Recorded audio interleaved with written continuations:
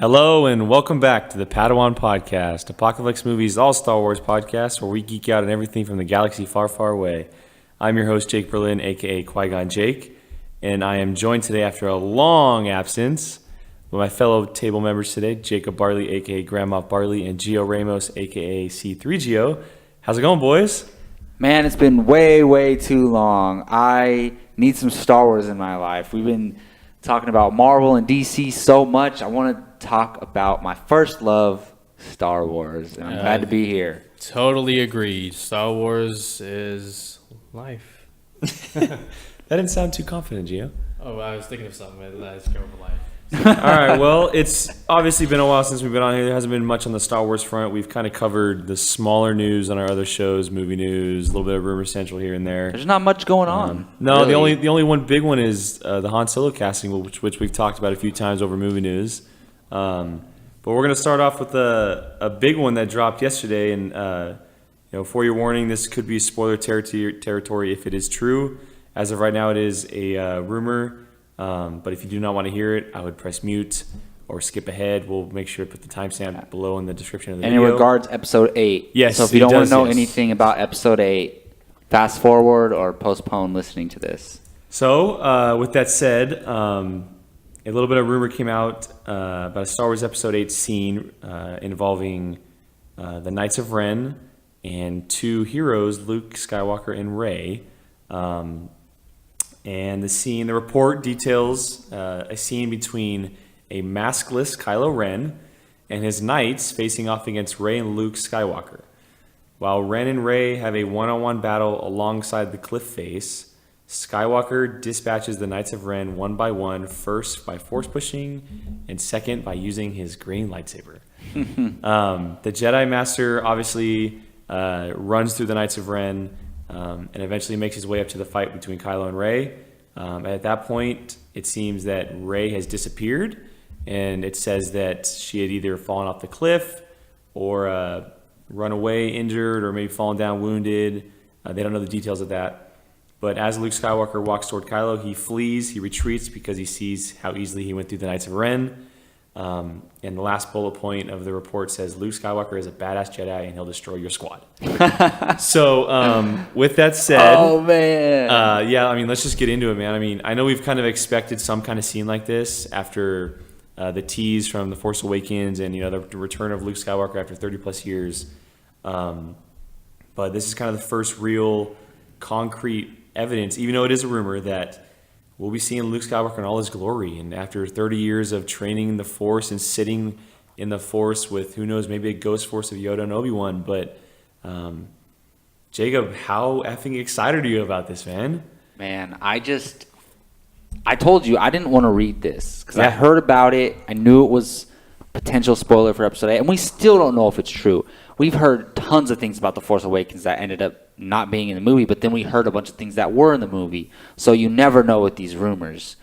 But man, this is something I would love to see. And while it does explain it, you don't get all the details. Like nothing compares to watching snippets, yeah. Nothing compares to watching it on screen. Mm-hmm. So they need to show how powerful Luke is. And what better way than this to show him run through, who knows, 5 or 6 Knights of Ren, and the fact that Kylo Ren flees after seeing that, I don't want none of that. Yeah. I'm sorry. Kylo Ren needs about 20 more years of training before he can take on Luke Skywalker one-on-one. I think Luke will face maybe a more powerful adversary later on in the movie. This is my speculation. Benicio del Toro? I think so. A little Ezra, oh, jeez. An older Ezra, Benicio del Toro. We'll get into that. That's my prediction. Anyways, at some point. This sounds amazing. The one thing I don't like about it is Rey disappearing and falling off the cliff. It's because realistically, if we're considering this real, in their world, it's real. I feel like Kylo Ren would go straight for the kill, as soon as he could. Does he want to kill her, or does he want to? Well, here's the thing. So I didn't mention it, but the article also says from what they've heard, Rey is actually reluctant with Luke Skywalker because she has to kill Kylo Ren and she doesn't want to do it. It says that. So There's a possibility that maybe she just runs wins off. Because she doesn't want to do it. Because we've seen her be reluctant in The Force Awakens. Like, she didn't want to do it until the very end. She doesn't want to kill him. I think if that's the case, if as far as what we know right now, I don't think she'd have a problem killing him. But I think if she doesn't want to kill him, I think she finds out something very important, like possibly being related to him. Yeah. I think that would be something that would prevent her from wanting to kill him. And maybe Kylo Ren's the one to say it. Yeah, and like maybe they're cousins or who knows, brother, sister, who knows.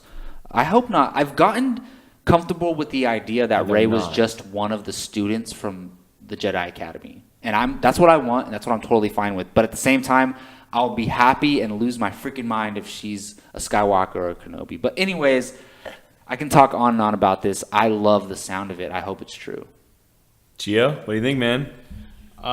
First, we have to take this with a grain of salt. Of course, yes. Remember Rey fighting stormtroopers and Knights of Ren in the room? Episode 7, yeah. Exactly. But this scene just... If I were to imagine a Rian Johnson action Star Wars scene with Luke Skywalker in it, this would be similar to very, very similar. It sounds dark too, especially the nighttime. Well, it says just before night falls, the sun sets in the background and it starts to rain. Luke just straight murdering. It says on the people. Beach and the setting is set, obviously. Yeah, definitely.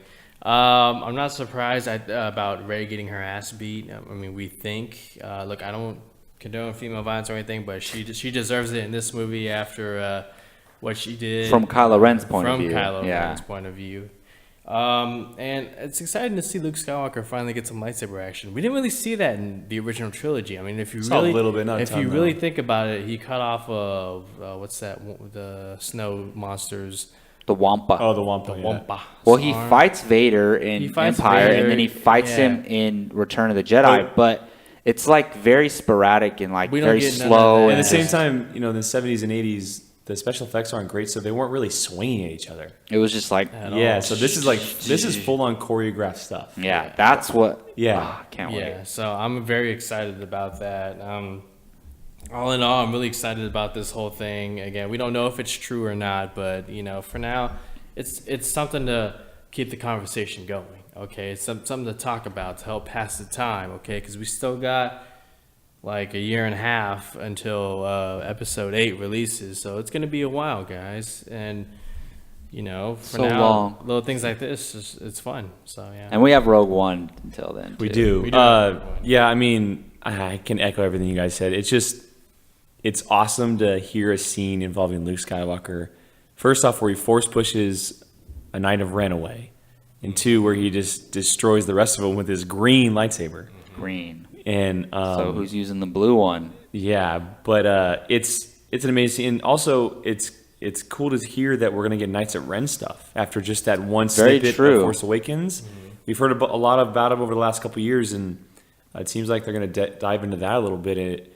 Maybe Kylo Ren's kind of got them in the back burner after what happened with in the Force Awakens, and they could be a huge part of the movies going forward and whatnot, but. It's some exciting stuff, and I can see a scene like this playing out, whether that's in the beginning or the end of the movie or in the middle. We don't know, obviously, but I mean, it's straight nerdgasm. It's Star Wars nerdgasm. So yeah. All right. Well, moving on to a little news that Gio probably will not like. Since The Force Awakens released, some of the talk of the town has been the romance between Rey and Finn and whether or not it's going to happen in future installments. John Boyega. Finn himself was on the red carpet of the Cannes Film Festival, and while talking, among other things, asking about Rian Johnson in Episode 8 and how it's different from The Force Awakens, he was also asked about the developing romance between Rey and Finn. But this half of the duo doesn't really see anything that between the characters. He continued to say, we didn't establish a romance in 7. We never played it that way. Daisy and I were friends. Finn and Rey, they're just friends. Finn is a stormtrooper, so he doesn't really know what's going on. So the romance thing is something that's just going to be interesting in the next installment. It's not going to go the way you think it's going to go. That last line obviously is the most telling, whether it happens or not. We think he's going to get some kind of romantic partner. We've heard about the casting and whatnot. But Gio, I want to go to you first, since this is something you've been talking about for quite a while. What are your feelings on Boyega's comments? Well, we all agree, right, that he's totally full of shit on this thing, right? I don't agree with you. Man, what? And you probably don't either. No. Oh man, I don't know. I feel like Denzel at the end of Training Day. Just like everybody's all like, "Oh my god, Everyone's against you. You motherfuckers, you want to do this?" I don't buy into this one bit. All right, remember, this is an interview about an upcoming Star Wars film. Of course, they're not gonna say the right thing, or they're gonna pass it off. Oh, I don't know. I don't think anything like that was teased. What movie were you watching, or were you part of, John Boyega? Of course, there was so much teased and touched on in episode 7. For a reminder, for the 1,000th time, you guys held hands, you hugged for like half a scene, the conversations went deep, especially when Finn confessed the devastation on Rey's face in that deleted scene, not to mention the kiss at the end. On the forehead, while she says, "I'll see you again, my friend." Dude, she got fin zoned. God, he got fin zoned. Or he got fin zoned. Excuse me, fin zoned. Just real quick, don't mean to interrupt you, but you know what else involves all of those things you just mentioned? Friendships. Because that's how it starts. Well, I didn't mean to quote BBS again. That just happened. Well, you have to throw BBS into everything. All right. Don't you? So, anyways, yeah, Finn, you're lying, okay? Like Anakin Skywalker says in Revenge of the Sith, you liar! God damn it! Oh man. Anyways, no need to address this Academy and dedicate that. You've done it for me. He's lying. Come on, Jacob. We All kind of right, got your so feelings, but of course, with any of these properties like Marvel, DC, especially Star Wars, the actors are told you cannot say they get anything. shot if they say anything. Exactly. They got snipers everywhere just on them with blasters, not even real bullets, Star Wars blasters. Of course, that's the case. But there are times where they're actually just being genuine and telling the truth. Exactly what John Boyega says. We didn't play it that way in episode 7. In that line, I honestly believe him, not just because it's what I've always thought and what I still think, that there's never going to be a romance between Finn and Rey, and they never planned for there to be a romance between Finn and Rey. But I honestly think John Boyega is being genuine when he says that we never played it that way in episode 7, and that's how I totally feel. They never once hinted at all towards any romance between Finn and Rey. From my perspective, I viewed it as a budding friendship, and a lot of people just can't get the idea in their head that a man and a woman can just be friends. If they get along with each other, there's automatically, they're flirting. No, they're just friends. So Sure that's how I saw it. They're just friends. Neither of them have had a real friend their whole entire lives, and they finally found each other, and they're great friends. And that's how I've always felt. And these comments solidify that for me. But also, there's a whole bunch of other stuff he says, and I think he's referring to another romance involving him and a new character, or maybe a Poe and Rey romance, which I could see that more likely than, even though they never interacted in The Force Awakens. I know they interacted in the novel, The Force Awakens novel. They supposedly have a chemistry type moment. flirtatious, yeah. Yeah, so I've always thought no Finn and Rey, and I still believe no Finn and Rey. A Finn and Poe sounds so absurd. Like, that's just, God, that is modern society for us today, man. Wait, like, Finn and Poe? Finn and Poe, right? I didn't say that. No, not you. I'm just saying. But other like, people are saying that? That whole idea. Not that because I'm sounds against... more, and it has nothing to do with that. Nothing, Yeah, I'm not against that, to do any of that, against yeah. homosexuality at all. It's just I don't want those two characters getting involved like that. Exactly. It's just, that sounds more absurd. It would but- be distracting from Well, Star Wars. they developed such like a cool best friend romance, vibe friendship in The Force Awakens. Yeah. But yeah, I'm with you, Jacob. I've never thought there was going to be something between them. I still don't think now. I do genuinely take these comments to heart. I think that he is, kind of saying it genuinely, and he obviously is pointing at something, whether that's with him or, like Jacob said, between Rey and Poe or someone else. But among the table, do we all think that in Episode 8 that Finn will get some kind of romantic I don't think partnership. I think he'll meet someone that he has a flirtatious vibe with, but it will not go anywhere until episode 8. Like they're not going to be kissing at the end of episode 8. It'll be episode 9. It'll be like Han and Leia meeting in episode 1. Okay. How they meet and they have like a back and forth that you could see chemistry. So there will be an "I love you, I know" moment. No, I said in episode. Or I meant not episode 1, but episode 4. Yeah. So what's gonna happen is that Rey's gonna get her ass handed to her, and she's gonna be beaten down, and it's gonna be an exact mirror of episode 7. This time, Finn is gonna come and rescue Rey, and then she's gonna open her eyes and see that it's Finn. You're back. You're alive, my friend. You know, thank you, my friend. No, and then they're gonna finally hug, and then that's gonna lead to like a little peck, a little kiss. No, yeah. not at all. And then to be continued episode. Or 9. Rey just never has a romantic interest. I'm cool with that too. True. Anyways. All right, moving on. Continuing with a little episode 8 rumor, and we talked about this last week on Rumor Central, but I kind of want to talk about it again since it is the Star Wars show. Tom Hardy, none other than Tom Hardy himself, is rumored to have a cameo in episode 8. And it's from multiple sources, but coming from Making Star Wars, they say that Tom Hardy is going to play a First Order Stormtrooper, and that he comes into contact with FN 2187, the incognito FN 2187. And he believes that he congratulates him on his promotion to the Resistance Infiltrator and Spy. So I kind of want to get your guys' takes again on the fact that Tom Hardy may have a cameo, and would you rather see him in a bigger role in the Star Wars universe, or is it still a possibility that he could be in the helmet kind of like Daniel Craig in Episode 7? So Jacob, let's start with you. I said this on Movie News. I think the little cameos are cool. Like if they don't plan on having that actor in a bigger role later on in the future, Daniel Craig, he probably was maybe not interested in a bigger role, or maybe Star Wars. Lucasfilm never considered him, but Tom Hardy is an actor that I think can play some type of general or Grand Admiral or Sith Lord, or even a good guy, a bigger role in the Star Wars universe, an actual role. He's such a great actor, and he's so physically imposing that I think he could play someone intimidating, whether it's on the good or bad side. So I want him to be in an actual role. So for that reason, I don't like this. And also, even if Tom Hardy or not, that scene just doesn't sound like Star Wars to me. Especially in Episode 8 where it's supposed to be darker, it sounds too goofy. It sounds like a spoof of Star Wars. So I don't like it overall.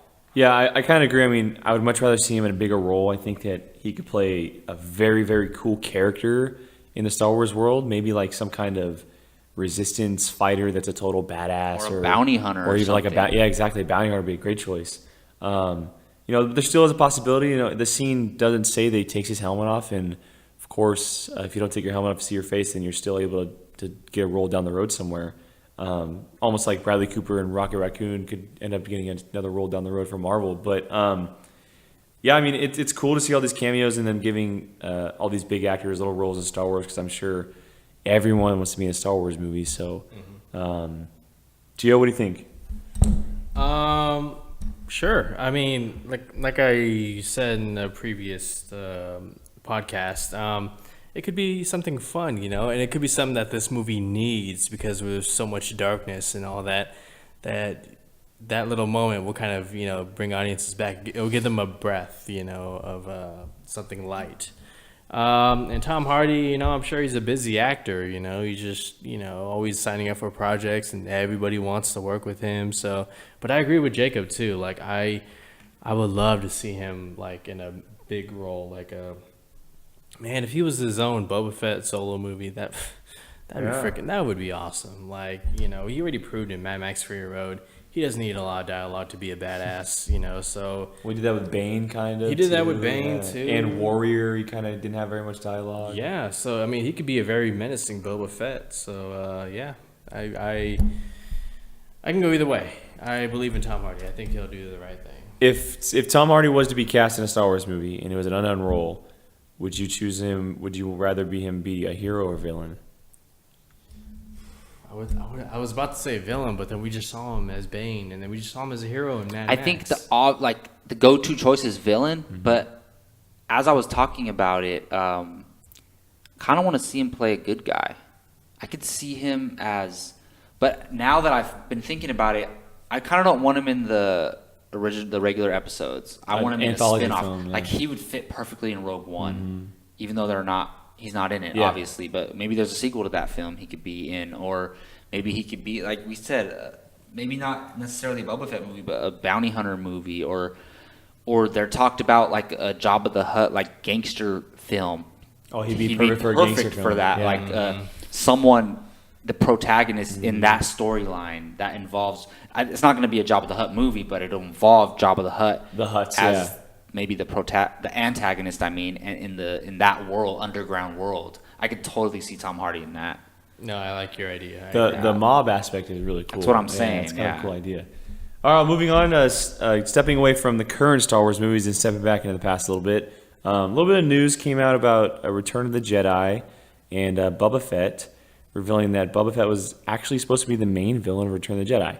The report says that George Lucas intended Boba Fett's setup in Empire Strikes Back to be larger in Return of the Jedi and continue the plot and be the ultimate baddie in the third film until he decided to not make a third trilogy, which then changed his plans and ultimately landing on the confrontation between Luke and Vader for Return of the Jedi to drive that plot. So I kind of want to get your thoughts. Would you have liked to have seen this over the storyline we got? We know that George Lucas always planned on making another trilogy, but it seems like that was kind of put on the back burner due to other things. And so, Gio, I'm going to start with you this time. Certainly an improvement over how he went out originally. I mean, just every time I watch it, I'm like, oh, that's a shame. But he's one of the more interesting characters with limited screen time. And it's clear that when George Lucas created this character, he's like, okay, I can do something with this guy. I know he's going to be, the ones that fans, love the most and whatnot. I'm more curious about an entire trilogy dedicated to Luke and Vader. Yeah. Like another more. Like, would that have been dragged out even more? Would we still care? I mean, like you have Episode 5 and how that ends, with Luke and Vader fighting. But then you wait you put that on hold for one film, and then you bring it back for an entire trilogy. Like, I don't think that would have worked. So I think it would have been the better choice here. But the only thing they could have improved on was how Boba Fett went out. I mean, you could have kept him around longer, maybe given him his own. They're definitely going to give him his own solo movie going forward. But almost the main villain in episode Return of the Jedi. I mean, why not? Have him on Endor or something. Like him and Han Solo having a face-off or something. I don't like how he went out. Yeah. So yeah. This sounds cool as like a fan fiction or something like that. I like Boba Fett a lot, and of course I want him to have a bigger role. I wish he didn't go out like he did. I wish he was in that whole movie, Return of the Jedi, and like maybe at the end, maybe he's on that last battle at the end. Some kind of cool dogfight between him and Han or something. Exactly. Like that. That's how they should have done it. Yeah. But there's no way you can make this story without concluding the Luke Luke and and Vader and the yeah. Emperor story. That would have felt so wrong. Like, and then carry it on to the next trilogy. No, I'm glad it happened the way it did. If I had to sacrifice that storyline with Luke and Vader and the Emperor to have more Boba Fett, I say no. But it would have been cool to see more of Boba Fett. And later on this article, the actor Bullock, he talked about Jeremy Bullock talked about how George Lucas told him that Boba Fett does survive the Sarlacc pit, and how he does get out. And George Lucas could have changed his mind on that, but George Lucas is the guy who decides what happens in these stories. So I think if he ever did continue, I think Lucas always planned for Boba Fett to survive that because he's such a badass, and there's no way Han accidentally hits him from behind and then his rocket. Boba Fett. I know, right? So for a lot of reasons, Jedi is, even though there's arguably some of the greatest moments in Jedi in the whole trilogy, it's my least favorite of the original trilogy. Yeah. So and that that is one of the reasons why.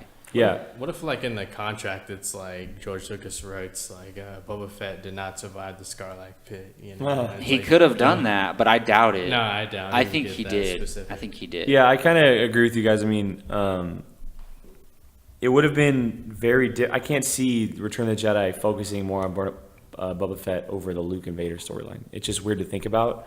I'm bummed that he did go out the way he did, he was used greatly in the Legends.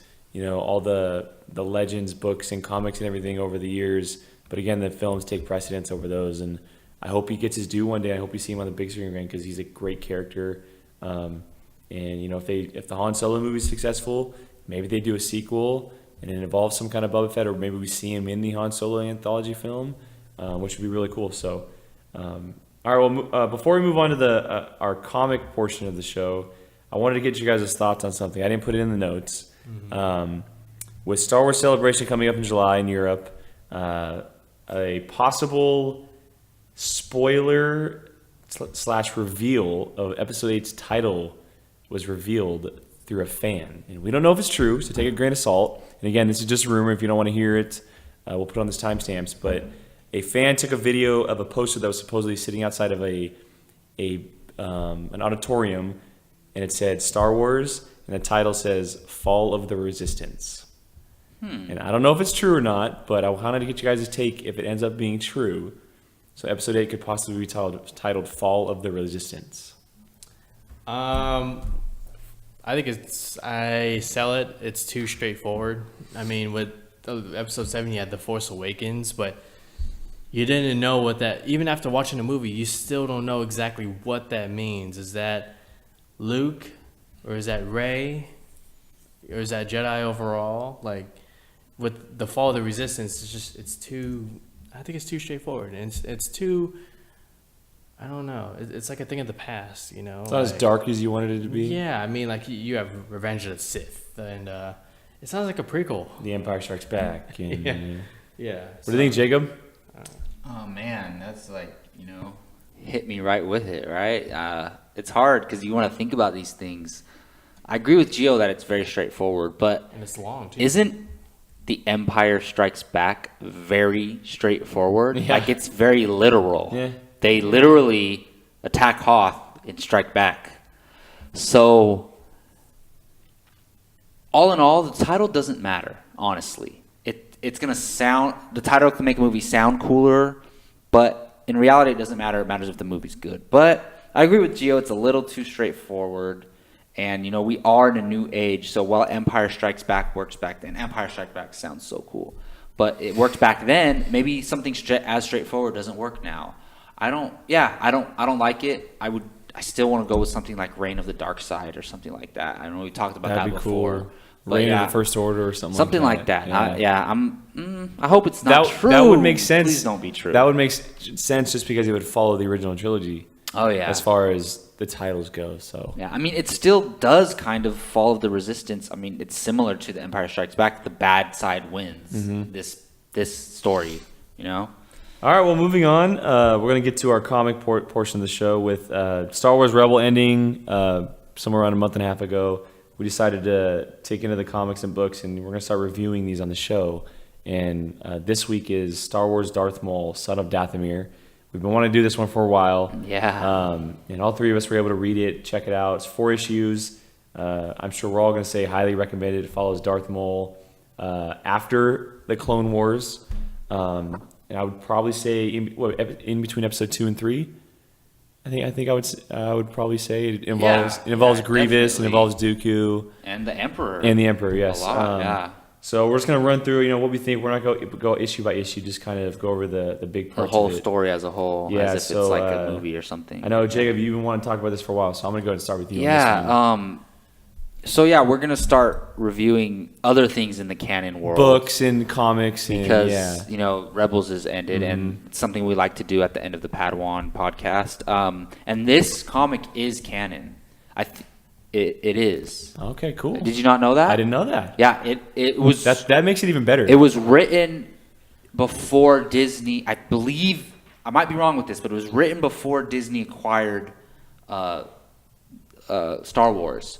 But I think Lucas put it in the contract that this storyline regarding Darth Maul is the only thing that carried over from Legends that is canon. I'm pretty sure I've heard Christian Harloff from Collider Jedi Council say it. So I'm pretty sure that's the case. So that's why I wanted to read this. If it wasn't canon, I wouldn't care that much. But the fact that it's canon, Darth Maul is one of the most badass villains, period, in cinema history, in my opinion. And we didn't get much of him in The Phantom Menace. You know, spoiler, we all know he technically dies in The Phantom Menace. But and if you don't watch the cartoons, if you don't read the comics or anything, you don't know he's back. He's alive. And he comes back. And he still is. Yeah, he still is. He comes back in the Clone Wars. And we see that when that ends, the Emperor beats him and his brother, kills his brother, and says, I have plans for you or something. And so this story picks up after that. And I'm curious what happened in between there, because he doesn't have Maul. Mm-hmm. Maul is on building his own little underground empire, not empire, but just his own little team. And he has a bunch of allies. You know, he has the Mandalorians. Some of the Mandalorians are part of his team. He has several different groups fighting for him, and he's the leader of this group. And for those of you who know anything about Darth Maul, you know he's from Dathomir, and the leader of Dathomir. I don't know if she's the queen or the mother? She's the mother of basically the mother of Dathomir. Yeah, Mother Talzin. She's she's a powerful witch. The Shadow Collective. Yeah, the Shadow Collective is on his team, and yeah, so this is the only like storyline we get from Darth Maul between Clone Wars, and we all know who watch Rebels. He pops up in Rebels, but anyways, just a little history on where we pick up in this comic. I absolutely loved it. Because as I was reading it, because I love Darth Maul, and as I was reading it, I'm reading it knowing it's canon. Maybe you guys had a different experience with it, not thinking that it's canon, but I knew it was canon, so I'm reading it, and I'm like, wow, this is just gives so much more depth to him. And I said this after I finished it, I consider Darth Maul the most tortured soul in all of Star Wars. Do you realize he's been through a lot? The Emperor screwed him over. Twice. He got chopped in half by Obi-Wan and was living in basically a trash bin with spider legs for I don't know how long. His brother was killed by the Emperor, and Grievous and Dooku and the Emperor kill his mother Talzin for good. Like, he is the most tortured soul in all of Star Wars. And just I loved getting the background on him about Dathomir and about Mother Talzin and, you know, her witchcraft and all that, and just seeing how much of a badass Darth Maul was. And I know, even though I know Dooku wasn't really on Darth Maul's side, it was really cool seeing them fight together. Yeah. Even though he was, at first he was just deceiving Maul, and then the second time he was under Mother Talzin, she was inside of him, controlling him. It was just so cool seeing them fight together. Darth Maul is, you know, arguably, like, no one wants to fight Darth Maul. He's arguably like if not the one of the best like combat fighters as far as Force users go. Mm-hmm. Like, maybe we don't know yet, but maybe Luke now, and then obviously Anakin in his prime. So yeah, I just love learning so much about Maul, about his history, and just all the little Easter eggs within the Star Wars universe. And I love how it incorporates a little bit of Obi-Wan, a little bit of the Emperor, a little bit of Grievous, a little bit of Dooku. So a little bit of Windu. Yeah, a little Windu. Yeah, a little Windu well. too. Yeah. I mean, I completely loved it. I just finished reading it about 2 hours ago before we started the podcast. But there's so much good stuff in here, and I'm just looking over the first comic the first issue right now. That black saber.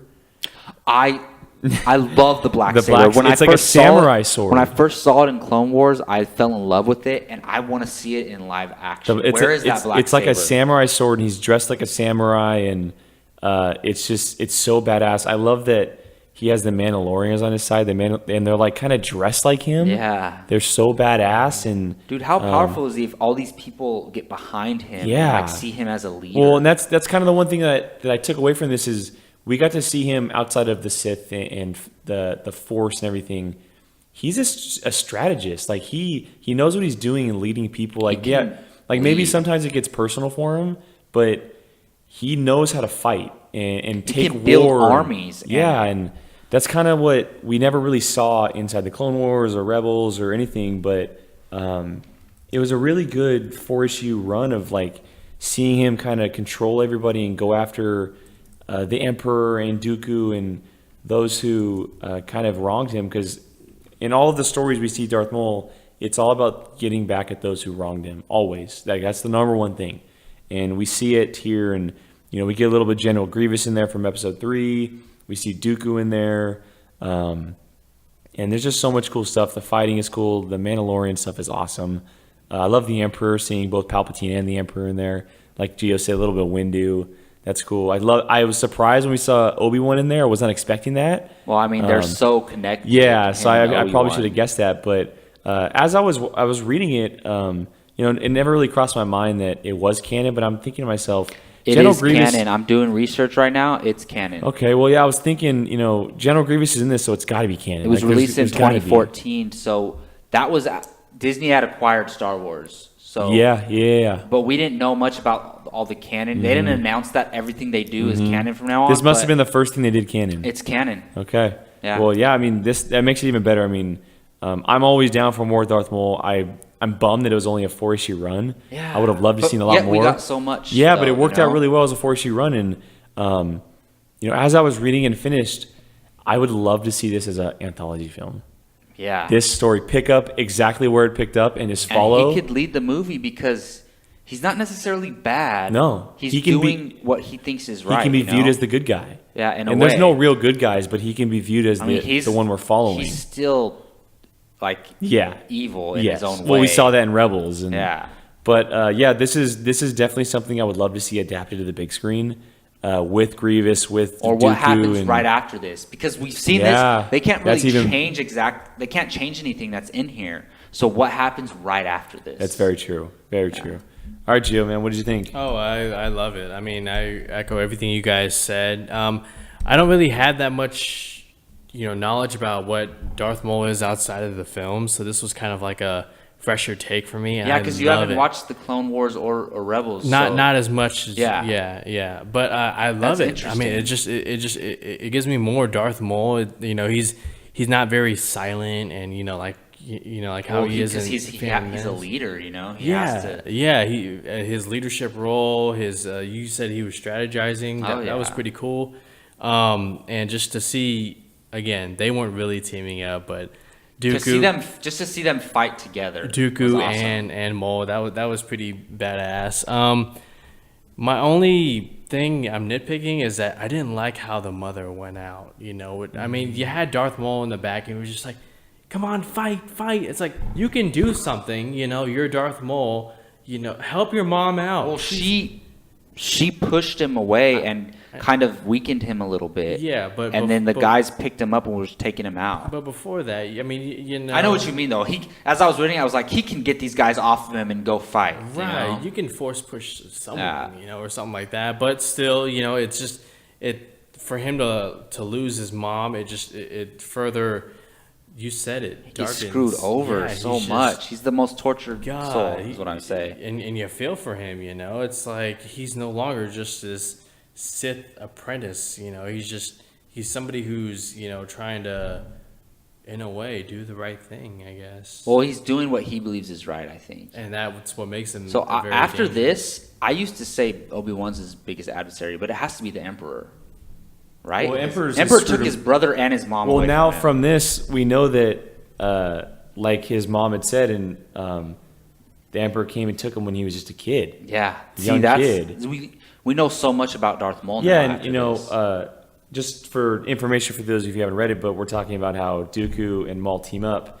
It's literally Maul and Dooku versus the Emperor and General Grievous. Exactly, yeah. Like, it's 2 versus 2, and you see Dooku and the Emperor go at it. But this story also gives a lot of backing to Dooku, because he wasn't very likable in Episode 2. No, you don't know much about him at all. And we learn a ton about him in this 4-issue run, and that's the thing. It's not just a Darth Maul comic. there's You so learn a much lot about going just on. Star Wars. Yeah, there's so much going on, and like we said, you see Mace Windu in there, and how he's still loyal to the Emperor. We see Obi-Wan and a new master that we never met before that unfortunately dies by the hands of and Dooku, and Yeah. I love seeing the other what's his race called? Darth Maul's race. Oh. What are they called? Are they Are they Dathomirians? something like that? I don't know. But his fellow race coming involved the Oh, stick wielding And dudes. they're not forced to use. Yeah, it. well, They're there's just the one warriors, scene, I think you it's know? issue 2, where they take on Dooku. Yeah. And the first image is Dooku cutting off both of their arms. Yeah. And he I remember that. like they're no match for him. Exactly. And how powerful he is. So, I mean, great stuff in here. I mean, any last thoughts on the little run? I just, if you have been a fan of Darth Maul and you just feel like you don't know enough about him, you have to read this, I think. And it's not like a book where it's, it takes a long time to read and you don't want to read it. Like this, what I said to myself after I read this, it was almost like I was watching Clone Wars. That's how I felt as I was reading this. And as I was recalling stuff that happened in the comic, I felt like I was recalling an episode of Clone Wars. So it's a really easy read and you breeze through it. So definitely check it out if you're interested in learning more about Darth Maul. And I just got to say, I already love Darth Maul, but like after reading this and just thinking about it more, like he's one of my top 5 favorite Star Wars characters ever. It sucks that he went out the way he did in episode 1, but to right the wrongs, they've done a great job of kind of bringing Well, just it back. considering everything, Clone Wars, this, and Rebels.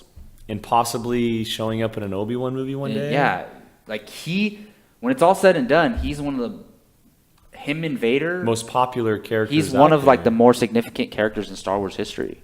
Man, that Vader Maul showdown in season 3 of Rebels. I cannot wait. What? It didn't happen yet. We're hoping for that. All right, well, moving on to our last segment of the show today, a little bit of Address the Academy, where one of us at the table brings up a topic we want to talk about in Star Wars, whether it's movies, comics, TV shows, anything in the galaxy far, far away. And this week landed in Gio's lap. And without further ado, what do you got, man? All right. This one's going to be a little fun, I hope. It's kind of a last minute thing. So this week's Address the Academy involves you two. And the little segment I call Get to Know Your Padawans. So we're going to do a little rapid fire thing similar to what we did on Rumor Central, where I say 2 things and you guys have to pick one. And I'll give you a little bit of context on either one.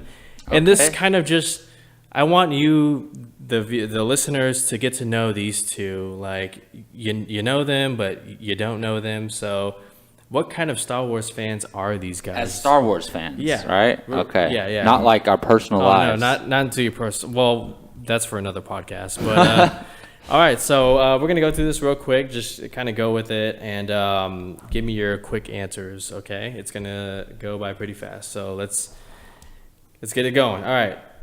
Top priority for a solo movie: Darth Maul or Boba Fett? Darth Maul. Darth Maul. Especially after Darth reading this Maul. comic. Yeah, Darth Maul. Darth Maul. I agree. Better Star Wars director: Irving Kershner or J.J. Abrams? Oh man. Kershner. I have to go Kershner because while I love The Force Awakens, Kershner directed Empire, right? That's my all-time favorite movie. Empire is a masterpiece. The Force Awakens is a great movie, Yes, but yes. Empire is a masterpiece. Vacation spot: Naboo or Coruscant? Naboo.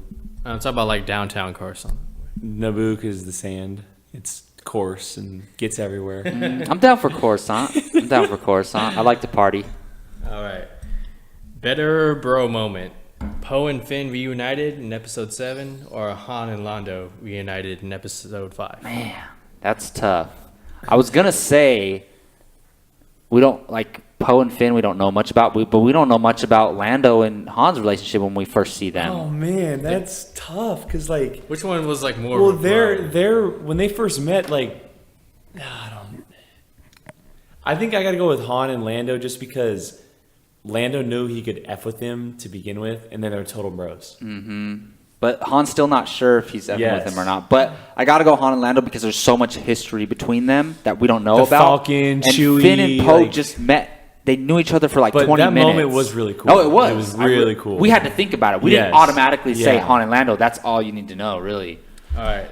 More visually amazing sequence: Geonosis in battle with clones or pod race?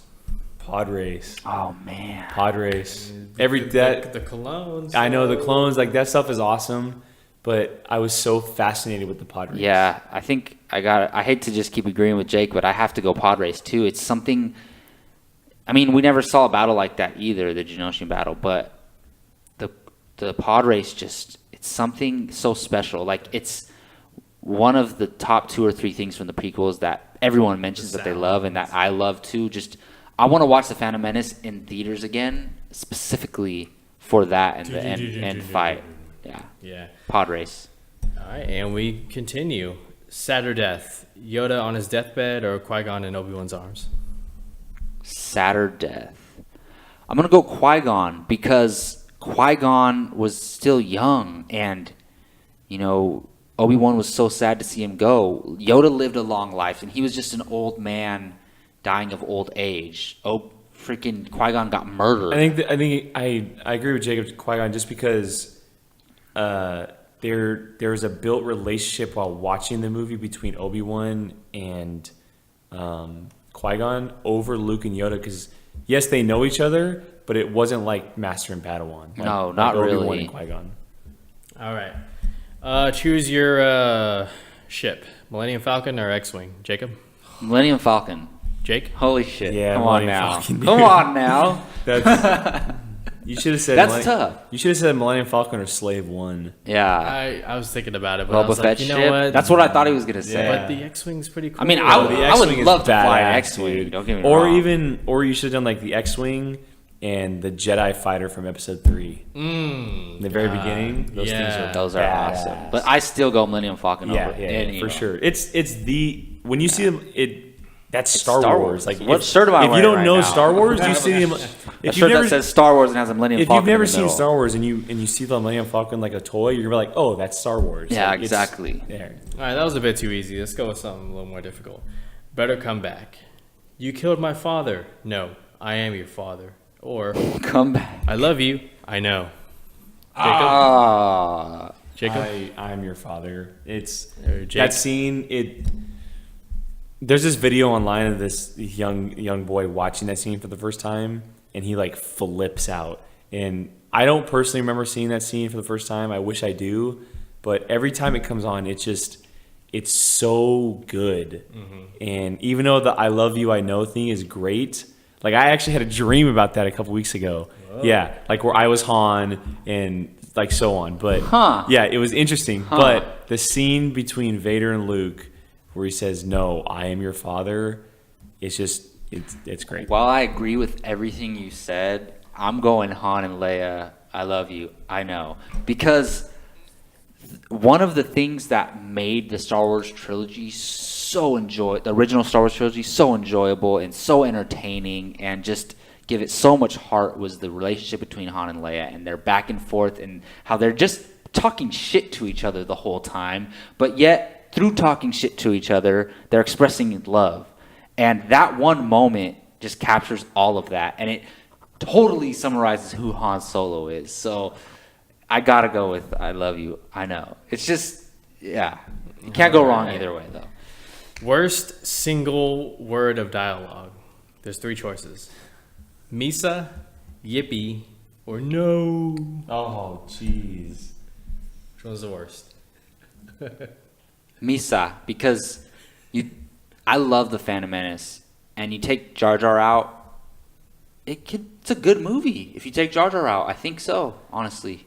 See, well, maybe not. maybe not. But it's a better movie than it is. I can handle the Misa. It's the no.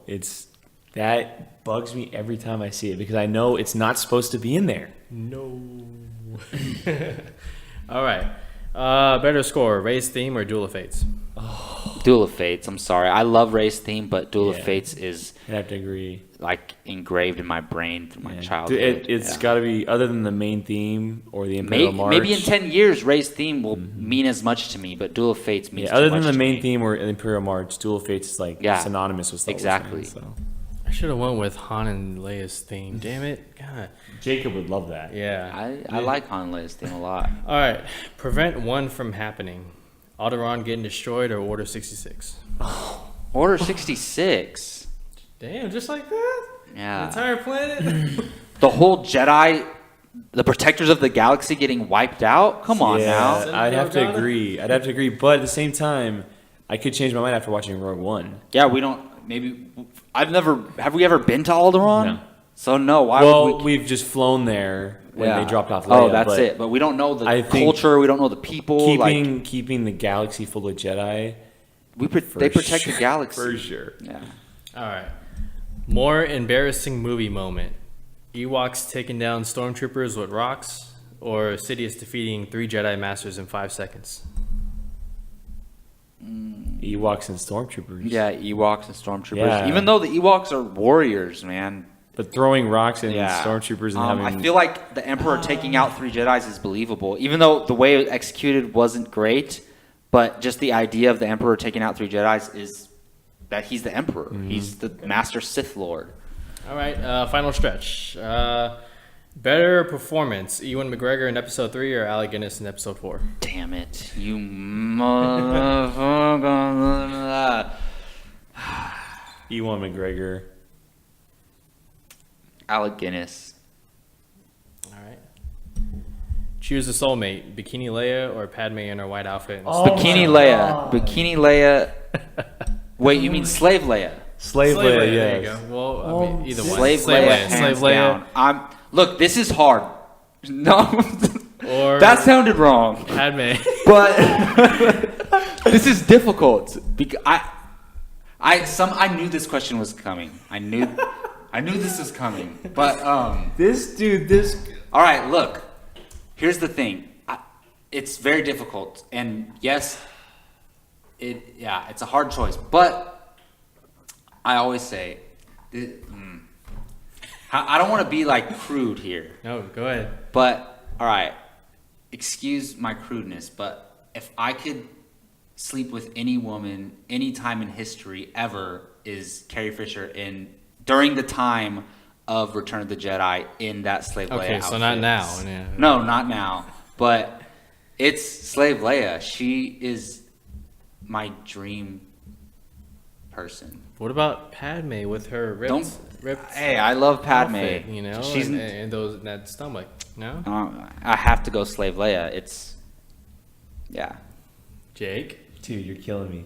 Because I remember watching the prequels as a kid and like loving Natalie Portman from Episode 2. Like loving Natalie Portman. Don't get me wrong, I love Padme in that suit, but I think I have to go with Slave Leia just because it's what we grew up with. It's every Star Wars since has been trying to live up to her. Geeks, like that's the number one geek fetish, just, dream girl, like Slave Leia. All right, you're about to walk into a bar. Choose your wingman: Han Solo or Lando. Han Solo. Han Solo. Like nothing. Lando would be a good wingman. I think Lando would be a great. Honestly, I'd probably choose Chewbacca over both of them. But I think Han would be better just because I don't think Han would steal my girl. Or Lando. Yeah, would. Lando would. Lando would be like too aggressive and kind of scare the girls off. Where Han would just be like, "What's up, ladies?" Exactly. Like, he wouldn't scare them off. Lando would just be too aggressive. Okay. More cringeworthy scene: Anakin talking about sand or Jar Jar addressing the Senate? Anakin talking about sand. Attack of the Clones is the worst Star Wars movie, and that has both of those in it, right? Yeah. I hate those scenes with Anakin and Padme back in where are they at? Naboo. and her house or whatever. The worst moments in Star Wars to me, even worse than Jar Jar. So I have. No, I think the worst one is when they're sitting on the couch. Well, that The whole sequence. I'm with you. The whole Anakin one. Yeah, the whole Anakin one. Yeah. All right. Last one. Favorite Star Wars moment? Damn. Got to pause for like an hour to think about it, but no. Well, favorite Star Wars moment of all the films?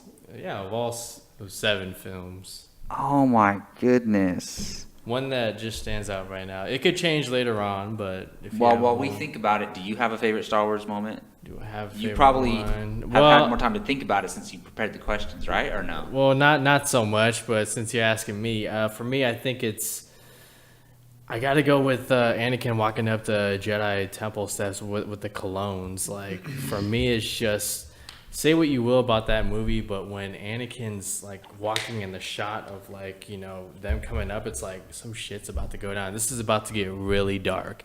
And every time that moment comes up, I get all amped. Like, I don't know why. It's bad, but I get amped. I'm like, oh shit, here we go. Like, it's about to go down. But I mean, for me, it's that, and it's from the prequels. It's from my favorite movie. So I have the right to change this in the future, but yes, you do. So I ran all the movies through my head and all like trying to think of my favorite moments in all the movies. And people might be mad at me for choosing this, but understand I would never have gotten to this moment or would never seen this moment if it wasn't for all the other 6 films for what this moment means. And it's when Rey I knew you were doing this. forces the lightsaber from the snow past Kylo Ren into her hands and the music starts playing. Like, I want to cry now. I got teared up like 4 out of the 8 times that I watched Star Wars in theaters in that moment, because the music, right? That's the Star Wars theme. The way they incorporated that into the scene, it just, as that moment's happening, I'm thinking about all my childhood and all of Star Wars and what Star Wars means to me. And that one moment just brings it all together, and it gets me so emotional. So for that reason, and it just means so much. It's like this guy who's been training recently, like, and is obviously way more powerful than her, even though he's injured, she made the lightsaber go past him and straight into her hands. And then just the way the music is, it's just a beautiful moment. Yeah, that scene, it's so hard to argue against, but for me, and that's probably my second favorite scene, but for me, it's the moment after Obi-Wan cuts up Anakin and they're talking to each other. That's a great moment. Because I can say it verbatim, word for word, and just because they're brothers and they grew up, and Obi-Wan's been training him, and he was meant to do so much more, and he does this to the whole Jedi and Order 66 and everything, and then Obi-Wan takes him down that whole, you were my brother, you're supposed to be the chosen one, you're supposed to bring balance to the Force, and it's just, every time I hear it, I get the chills. That entire scene, really, when they're fighting and the emotion involved, but that scene with Rey, man, it's so engraved in my brain. Yeah, I'm trying to think, because I know there's a moment from the original trilogy that the whole "I'm your one. father" moment, and then when Vader saves Luke from the Emperor, the Han and Leia stuff in Carbonite, like that kind of. There's all kinds of stuff, but yeah, it's so hard to choose. There's so many good moments. Yeah, it's tough, but for me, the Rey moment, because like I said, every time I watched it, like my whole history with Star Wars just runs through my head. So it's like, it's not just that moment, what it means for the past too. So all right, well, that's going to wrap up today's Padawan podcast. Couple weeks break, and we wanted to get out there and get some good stuff out there. Before we go, I want to thank both Jacob and Gio for joining us today. Jacob, where can they find you online? Well, since we haven't had Padawan in like 4 weeks, we went with an extra long episode this week, so I hope you all enjoy it. You can find me on Twitter at @JacobBartley_, on Instagram at Jacob Ryan Bartley, and on this YouTube channel, pretty much on all the shows. Gio? You can find me on Twitter at GioRamos24 and apocalypsemovies.com. And you can find me, your host, Jake Berlin, on Twitter, Instagram, at Qui-Gon Jake, apocalypsemovies.com every day. Check out Padawan.